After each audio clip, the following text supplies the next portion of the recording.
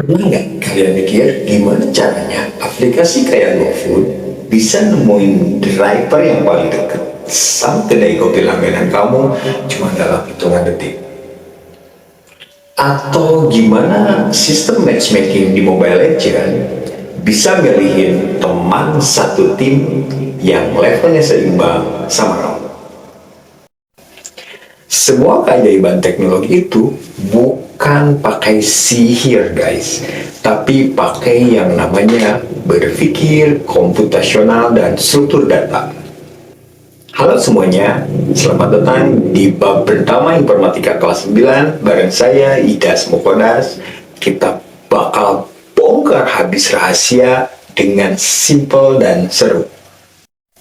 Sebelum kita bahas teknologi canggih tadi, kita harus paham dulu fondasinya. Berpikir komputasional itu bukan berarti kita berpikir kayak komputer, tapi cara kita memecahkan masalah kompleks secara sistematis lewat 4 pilar utama. Yang pertama, dekomposisi. Memecah masalah raksasa jadi bagian-bagian kecil yang gampang diselesaikan. Kayak kamu ngerakit robot besar, pasti dibongkar dulu kan perbagiannya. Kedua, pengenalan pola. Mencari kesamaan. Kalau kamu udah biasa masak mie instan, pas disuruh masak mie instan merek lain, kamu udah paham polanya. Rebus air, masukin mie, lalu racik bumbunya. Ketiga, abstraksi. Fokus sama yang penting aja. Buang detail yang gak butuh, kayak peta navigasi. Kamu cuma butuh tahu nama jalan dan petunjuk arah, gak perlu tahu warna cat rumah orang di pinggir jalan lain kan? Dan yang keempat, algoritma.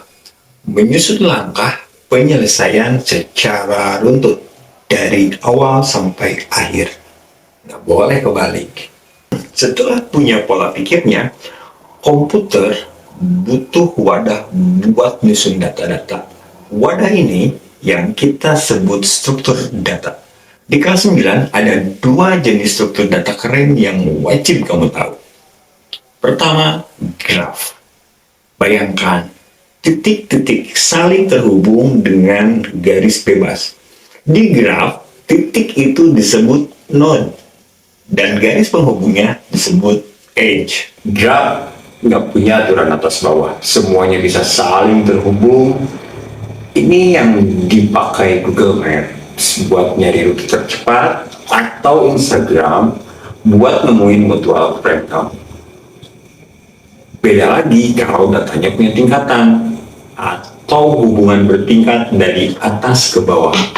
Nah, komputer bakal pakai struktur data yang kedua, yaitu struktur data pohon atau tree. Struktur data ini hierarki alias punya tingkatan dari atas ke bawah, mirip pohon terbalik. Paling atas ada root atau akar utama, lalu bercabang jadi branch, dan ujungnya disebut leaf atau daun. Contoh nyatanya apa? Coba buka laptop atau HP kamu. Folder penyimpanan file dari folder utama, subfolder, sampai ke file dokumen kamu. Itu semuanya tersusun rapi menggunakan konsep tree atau diagram organisasi kelas.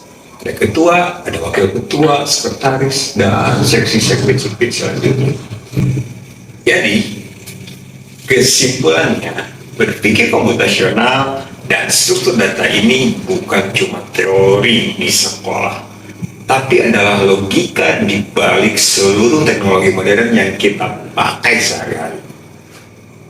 Buat siswa-siswi kelas 9, sekarang tugas kalian adalah langsung buka portal LMS Informatika kita.